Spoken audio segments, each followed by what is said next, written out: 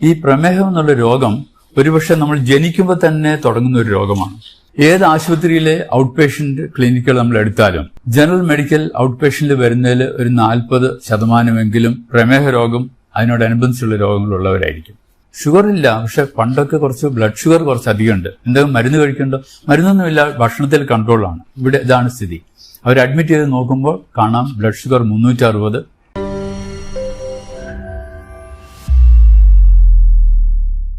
നിങ്ങൾക്ക് നമസ്കാരം. എന്റെ പേര് ഡോക്ടർ എം തോമസ് മാത്യു. ഞാൻ കേരളത്തിലെ സീനിയർ മോസ്റ്റ് നെഫ്രോളജിസ്റ്റ് ആണ്. മെഡിക്കൽ കോളേജിൽ നിന്ന് റിട്ടയർ ചെയ്തതിനു ശേഷം ഇപ്പോൾ കോഴിക്കോട് ബേബി മെമ്മോറിയൽ ഹോസ്പിറ്റലിൽ വർക്ക് ചെയ്യുകയാണ്.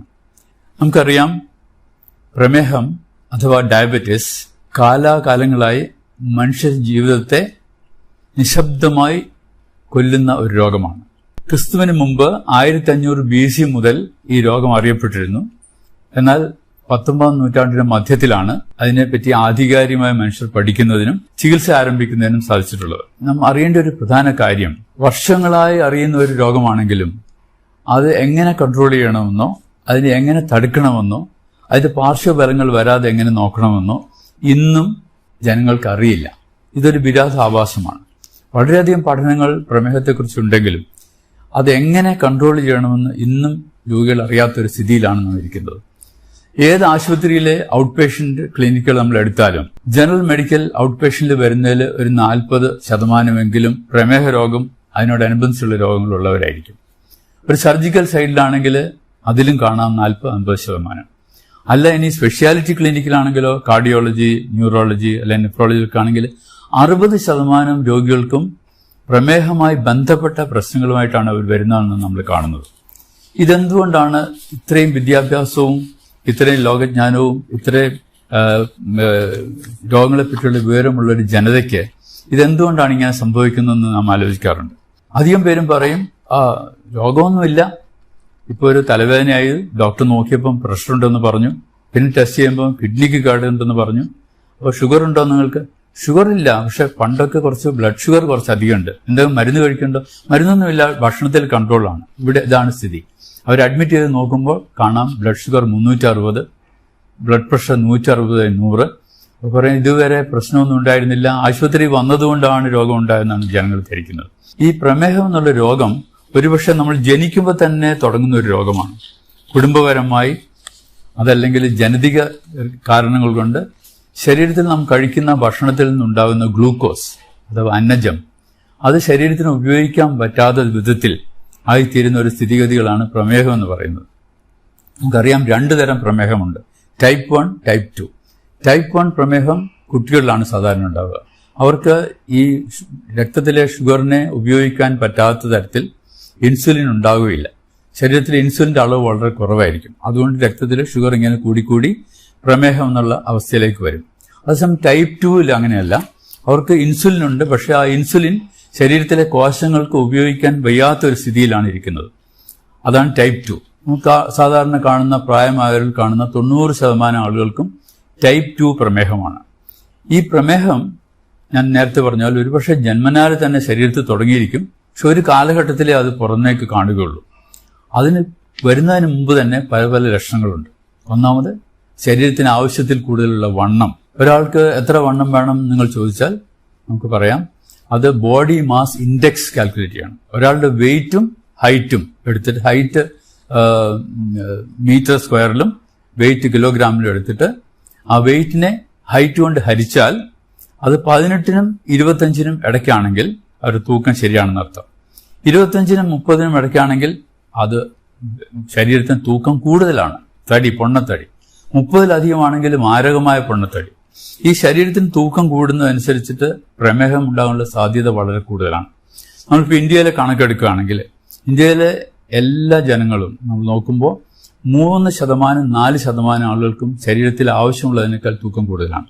കേരളത്തിലാണെങ്കിൽ അടുത്ത കാലത്ത് നടന്ന പഠനങ്ങളൊക്കെ കാണിക്കുന്നത് 30% പേർക്കും ഓവർ വെയ്റ്റ്, തടി കൂടുതലാണ് ശരീരത്തിന്. ഈ തടി കൂടുതലാകുമ്പോൾ ശരീരത്ത് ഉണ്ടാകുന്ന ഗ്ലൂക്കോസ് ഉപയോഗിക്കപ്പെടാതെ ഇൻസുലിൻ കൊണ്ട് പ്രവർത്തിക്കാൻ സാധിക്കാത്ത തരത്തിൽ രക്തത്തിലെ ഷുഗറിന്റെ അളവ് കൂടിക്കൊണ്ടേയിരിക്കും. സോ അമിതമായ വണ്ണം, അമിതമായ ഭക്ഷണം, നമ്മൾ തോന്നിമാര് ഭക്ഷണം കഴിക്കുന്ന ഒരു കാലത്താണ് നാം ജീവിക്കുന്നത്.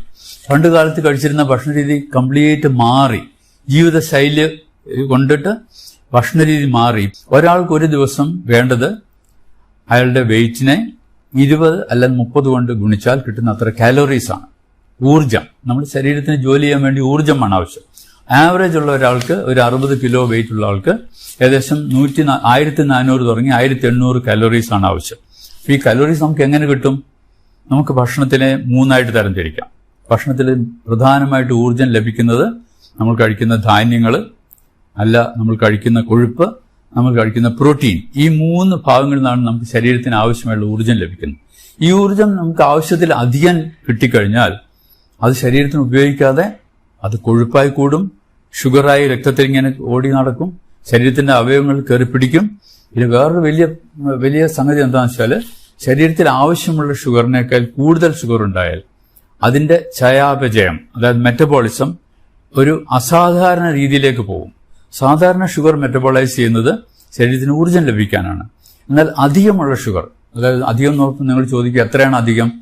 അതായത് ഒരു ഫാസ്റ്റിംഗ് സ്റ്റേജിൽ ഒരാൾക്ക് ഷുഗർ വേണ്ടത് 100 മില്ലിഗ്രാമിൽ കുറവായിരിക്കണം. 80 തുടങ്ങി 100 ഫാസ്റ്റിംഗിൽ വേണ്ടത്. ഭക്ഷണം കഴിച്ച് 2 മണിക്കൂറിന് ശേഷം നോക്കുകയാണെങ്കിൽ അത് ഒരു 120-നും 140-നും ഇടയ്ക്കായിരിക്കും. അതിൽ കൂടുതലൊക്കെയാണ് അധികം ഷുഗർ എന്ന് പറയുന്നത്. അപ്പോൾ രക്തത്തിലെ ഷുഗർ അധികമായാൽ അത് ശരീരത്തിന് ഉപയോഗിക്കുന്നത് സ്വാഭാവികമായി ഉപയോഗിക്കുന്നതിന് പകരം അത് അബ്നോർമൽ പാത്വേയിൽ കൂടെ പോകും. 5 തരത്തിൽ ഈ ഗ്ലൂക്കോസ് മെറ്റബോളൈസ് ചെയ്തു പോകും. അത് ഈ 5 തരത്തിൽ പോകുന്ന മെറ്റബോളിസം ശരീരത്തിന് ഉപയോഗമില്ലാതെ ശരീരത്തിന് കേട് വരുത്തുന്ന രീതിയിലാണ് ആ മെറ്റബോളിസം നടത്തുന്നത്. അപ്പോൾ എന്ത് പറ്റും? ഈ ഷുഗർ ശരീരത്തിന് ഉപയോഗിക്കാതെ കൊഴുപ്പായി ലിവറിലേക്ക് പോയി അടിയും. ഫാറ്റി ലിവർ ഉണ്ടാവും. കൂടാതെ ഈ മെറ്റബോളിസം തെറ്റി വരുന്ന അസാധാരണമായുള്ള മെറ്റബോളിസം കൊണ്ടിട്ട് അതിലുണ്ടാവുന്ന ഘടകങ്ങൾ ശരീരത്തിലെ രക്തക്കുഴലിനെയും കോശങ്ങളെയും ഒക്കെ മാരകമായി അഫക്റ്റ് ചെയ്യും. അങ്ങനെ വലിയ രക്തക്കുഴലുകൾക്കും ചെറിയ രക്തക്കുഴലുകൾക്കും ഒക്കെ കേടുവന്ന് കാലക്രമേണ ആ ഒരു രോഗമായി മാറുകയാണ് ചെയ്യുന്നത്. ഈ ഷുഗർ കൂടിയുണ്ട്. ആവശ്യത്തിലധികം ഷുഗർ ശരീരത്തിലുണ്ടായാൽ അത് ശരീരത്തിന് ദോഷമാണ് എന്നുള്ള വാസ്തവം നമ്മൾ എപ്പോഴും അറിഞ്ഞിരിക്കും. ഷുഗർ കുറയ്ക്കുന്നത് ശരീരത്തിന് ആവശ്യമുള്ള ഊർജ്ജം കിട്ടാൻ വേണ്ടി മാത്രമുള്ള ഭക്ഷണം കഴിക്കുക. ഇപ്പോൾ ഒരു 1600 കാലറി വേണമെങ്കിൽ അത് ഒരു 3 തവണയായിട്ട് അത് ഡിവൈഡ് ചെയ്യണം. രാവിലെ ഒരു 350-400 കലോറി, രാത്രി അതുപോലെ 350-400 കലോറി, ഉച്ചയ്ക്ക് അതിന് ബാക്കിയുള്ള ഭക്ഷണം ക്രമീകരിക്കാൻ ലോക ആരോഗ്യ സംഘടനയും ഡയബറ്റിക് അസോസിയേഷനും ഒക്കെ കൂടി തീരുമാനിച്ചിരിക്കുന്ന ഒരു ഫുഡ് പ്ലേറ്റ് ഉണ്ട്. ആ ഫുഡ് പ്ലേറ്റ് എന്ന് പറഞ്ഞാൽ നമ്മൾ സാധാരണ ഒരു പ്ലേറ്റ് എടുത്താൽ അത് 4ആയിട്ട് നമ്മൾ ഡിവൈഡ് ചെയ്യണം, മാനസികമായി ഡിവൈഡ് ചെയ്യണം. അതിന്റെ പകുതി ഭാഗം പച്ചക്കറികൾ മാത്രമേ പാടുള്ളൂ. ആ പകുതി ഭാഗത്തിൽ അതിന്റെ പകുതി, അതായത് 1/4 ഭാഗം വേവിച്ച പച്ചക്കറികളും 1/4 ഭാഗം വേവിക്കാത്ത പച്ചക്കറികളും. അപ്പൊ 1/2 ഭാഗം അങ്ങനെ പോയി. മറ്റേ 1/2 ഭാഗത്ത് അതിന്റെ 1/4 ഭാഗത്തിൽ പ്രോട്ടീൻ അടങ്ങിയ സംഗതികൾ, അത് ഒന്നിൽ പയറ്, കടല, പരിപ്പ്, അല്ലെങ്കിൽ മീനോ അല്ലെങ്കിൽ മുട്ടയോ അതല്ലെങ്കിൽ ഇറച്ചിയോ. അതിന്റെ മറ്റേ 1/4 ഭാഗത്ത് ധാന്യങ്ങൾ, അതായത് 1 കപ്പ് ചോറ് അല്ലെങ്കിൽ 1 ചപ്പാത്തി അല്ലെങ്കിൽ 1 ദോശ അല്ലെങ്കിൽ 2 ഇഡ്ഡലി. അപ്പോൾ ആ ഫുഡ് പ്ലേറ്റിൽ അടങ്ങുന്ന സാധനം മെജോറിറ്റി പച്ചക്കറികളാണ്. ഈ പച്ചക്കറികളിൽ കാലറീസ് വളരെ കുറവാണ്. 100 ഗ്രാം പച്ചക്കറിക്ക് 15 കാലോറി ഉണ്ടാവുള്ളൂ. അതേസമയം 100 ഗ്രാം ചോറിന് 350 കാലറിയാണ്. 1 ചപ്പാത്തിക്ക് ഏകദേശം 100 കാലറിയാണ്. 1 ദോശയ്ക്ക് 100-150 കലോറി. ഒരു മസാല ദോശ ആണെങ്കിലോ 250 കലോറിയാവും. അപ്പൊ അത് നമ്മൾ അധികമായി കഴിക്കാതെ അതിന് പകരം കൂടുതൽ പച്ചക്കറികളും കുറച്ച് ധാന്യവും കുറച്ച് പ്രോട്ടീൻ അഥവാ മത്സ്യം അല്ലെ മാംസം, പച്ചക്കറി കഴിക്കുന്നവർക്കാണെങ്കിൽ പയറ്, കടല, പരിപ്പ്, അങ്ങനെ ഫുഡ് പ്ലേറ്റ് നമ്മൾ 3 നേരത്തെ ഭക്ഷണം കഴിക്കുമ്പോൾ ആ പ്രിൻസിപ്പിൾ സ്വീകരിച്ചാൽ നമ്മുടെ ഷുഗർ കൂടാതിരിക്കും. അത് വെജിറ്റേറിയനായിട്ടും നോൺ വെജിറ്റേറിയനായിട്ടും ഐറ്റംസ് നമ്മൾ താരതമ്യപ്പെടും. ബാക്കി ഭക്ഷണങ്ങളിൽ നിന്ന് നമുക്ക് കിട്ടുന്നത് അന്നജം, അതായത് ധാന്യങ്ങൾ എന്ന് പറയുമ്പോൾ അരിയാവും, ഗോതമ്പാവും, പഴങ്ങളും, അധികം മധുരമില്ലാത്ത പഴങ്ങൾ, ഇതെന്നൊക്കെയാണ് മെയിൻ ആയിട്ടുള്ള 60%, 50% എനർജി കിട്ടുന്ന ഈ ഭക്ഷണത്തിനാണ്. അതേസമയം കൊഴുപ്പ് നിന്ന് കിട്ടുന്നത് വളരെ അധികമാണ്. 20%എങ്കിലും കൊഴുപ്പ് നമുക്ക് കിട്ടണം, 20-25%. അപ്പൊ ഈ കൊഴുപ്പിന് എങ്ങനെയാ കിട്ടുക? കൊഴുപ്പ് നമ്മൾ ഉപയോഗിക്കുന്ന എണ്ണ, 1 സ്പൂൺ എണ്ണയിൽ ഏകദേശം 45-50 കലോറിയുണ്ട്. അപ്പോൾ എണ്ണയുടെ അളവ് കുറയ്ക്കണം. അതുപോലെ തന്നെ പ്രോട്ടീനിനും ഒരു 20-25% കാലറീസ് പ്രോട്ടീന് ലഭിക്കണം. അതുകൊണ്ട് പ്രോട്ടീൻ കഴിക്കുന്ന അളവും കുറയ്ക്കണം. ഇങ്ങനെ നമ്മൾ കൺട്രോൾ ചെയ്താൽ നമ്മുടെ ഭക്ഷണ രീതി വളരെ കറക്റ്റ് ആവും. നമ്മൾ ഷുഗർ കൂടില്ല, നമ്മൾ പ്രമേഹത്തിന്റെ കോംപ്ലിക്കേഷൻ നമുക്ക് വരാതിരിക്കാൻ സാധിക്കും. ഇതൊക്കെ അറിയാമെങ്കിലും നാം വീണ്ടും അറിയാതെ ഭക്ഷണങ്ങൾ കൂടുതൽ കഴിച്ചു പോവുകയാണ്. അപ്പോൾ നമ്മൾ ആവശ്യമില്ലാത്ത ഭക്ഷണങ്ങൾ, ഈ സ്നാക്സ് ഒക്കെ നിവൃത്തിയുള്ളത്തോളം ഒഴിവാക്കണം. എണ്ണക്കടികൾ ഒഴിവാക്കണം. പിന്നെ ഈ ഷുഗറുള്ള ആളുകൾ 3 നേരത്തെ ഭക്ഷണത്തിന് പുറമെ ഇടയ്ക്ക് 2 ലഘുഭക്ഷണം കൂടെ കഴിക്കുന്നത് നന്നായിരിക്കും. നമുക്ക് ഫൈബർ അടങ്ങിയ ബിസ്ക്കറ്റ് കഴിക്കാം, അല്ലെ ആരോ റൂട്ട് ബിസ്ക്കറ്റ് കഴിക്കാം, അല്ലെ ചിലപ്പോൾ അധികം എണ്ണയും മെഴുക്കുമില്ലാത്ത ഭക്ഷണങ്ങൾ കഴിക്കാം, അല്ലെ ഒരു പകുതി ആപ്പിൾ കഴിക്കാം, പകുതി പേരയ്ക്ക കഴിക്കാം, 1 ഗ്ലാസ് ചായയോ അല്ലെങ്കിൽ കാപ്പിയോ കഴിക്കാം, മധുരം ഇടാതെ. ഇതൊരു ശീലം നമ്മൾ ഉണ്ടാക്കണം, മധുരം ഉപയോഗിക്കാതെ ഭക്ഷണങ്ങൾ കഴിക്കാനുള്ള ശീലം. അതുപോലെ ഏറ്റവും പ്രധാനമുള്ള കാര്യമാണ് ശരീരത്തിന് വ്യായാമം. ഒരു അരമണിക്കൂർ ആഴ്ചയിൽ 5 ദിവസം വ്യായാമം ചെയ്യുന്നത് ഏറ്റവും പ്രധാനമാണ്, പ്രത്യേകിച്ച് 35 വയസ്സിന് ശേഷമുള്ളവർ. ഈ വ്യായാമം ചെയ്യുമ്പോൾ ശരീരത്തിന് ആവശ്യമുള്ള ഊർജം അത് ഉപയോഗിച്ചു പോകും. അപ്പോൾ ആവശ്യമില്ലാത്ത ഊർജം ശരീരത്തിൽ കെട്ടിനിൽക്കില്ല. ഈ വ്യായാമം ചെയ്യുമ്പോൾ ആ ഊർജം അതിനായിട്ട് ഉപയോഗിച്ചു പോകും. അങ്ങനെ നമ്മുടെ ശരീരത്തെ നല്ല ആരോഗ്യസ്ഥിതിയിൽ മെയിൻറ്റെയിൻ ചെയ്യാൻ സാധിക്കും. ഇങ്ങനെയൊക്കെ ചെയ്താലും ജനിതകമായി ഉണ്ടാകുന്ന ഡയബറ്റീസ് വരാതിരിക്കില്ല. വന്നു കഴിഞ്ഞാൽ നമ്മൾ അതിനുള്ള മരുന്നുകൾ കൃത്യമായിട്ട് എടുക്കും. ഡോക്ടറെ സമീപിച്ച് ആ മരുന്നുകൾ എന്ത് വേണമെന്ന് ചോദിച്ചാൽ ഡോക്ടർ പറഞ്ഞുതരും. അതനുസരിച്ച് മരുന്ന് ഉപയോഗിക്കാം, ഗുളികൾ ഉപയോഗിക്കാം. അത് പോരാതെ വരികയാണെങ്കിൽ വരുന്ന സന്ദർഭങ്ങളിൽ നമുക്ക് ഇൻസുലിൻ ഉപയോഗിക്കാം. അങ്ങനെ ഷുഗർ കൺട്രോൾ ചെയ്യാം. അപ്പോൾ നിങ്ങൾ ചോദിക്കും, ഷുഗർ കൺട്രോൾ ചെയ്യാൻ ഭക്ഷണം മാത്രം നോക്കിയാൽ പോരാ. ഭക്ഷണത്തിന് ഒരു പരിധിവരെ മാത്രമേ ഷുഗറിനെ കൺട്രോൾ ചെയ്യാൻ പറ്റുള്ളൂ. അതിൽ കൂടുതൽ കൺട്രോൾ വേണമെങ്കിൽ മരുന്ന് വേണം എന്നുള്ളത് തീർച്ചയാണ്. ആ മരുന്നിന് പുറമെ വ്യായാമം, റെഗുലർ ചെക്കപ്പ് ഇതൊക്കെ വേണം. ആഴ്ചയിൽ 1 പ്രാവശ്യമെങ്കിലും രക്തത്തിലെ ഷുഗർ ടെസ്റ്റ് ചെയ്യണം. അതനുസരിച്ചിട്ട് മരുന്നുകളുടെ അളവ് വ്യത്യാസപ്പെടുത്താം. അതുകൊണ്ട് ഈ പ്രമേഹം കൊണ്ടിട്ട് ബാക്കി കോംപ്ലിക്കേഷൻ വരാതെ നമ്മൾ ശ്രദ്ധിക്കണം. ശരീരത്തിന്റെ എല്ലാ അവയവങ്ങളെയും, എല്ലാ ഭാഗങ്ങളെയും, ആന്തരിക ഭാഗങ്ങളെയും ബാഹ്യമായിട്ടുള്ള ഭാഗങ്ങളെയും മുഴുവൻ മാരകമായി പിടിക്കുന്ന ഒരു രോഗമാണ് പ്രമേഹം. പക്ഷെ ഒരാൾക്ക് ഇതെല്ലാം വരണമെന്നില്ല. ചില ആളുകൾക്ക് ഒരു പക്ഷേ കിഡ്നിയുടെ രോഗമായിരിക്കും കൂടുതൽ, വേറൊരാൾക്ക് ഹൃദയരോഗത്തിനായിരിക്കും കൂടുതൽ, വേറൊരാൾക്ക് ഞരമ്പിന്റെ രോഗമായിരിക്കും കൂടുതൽ.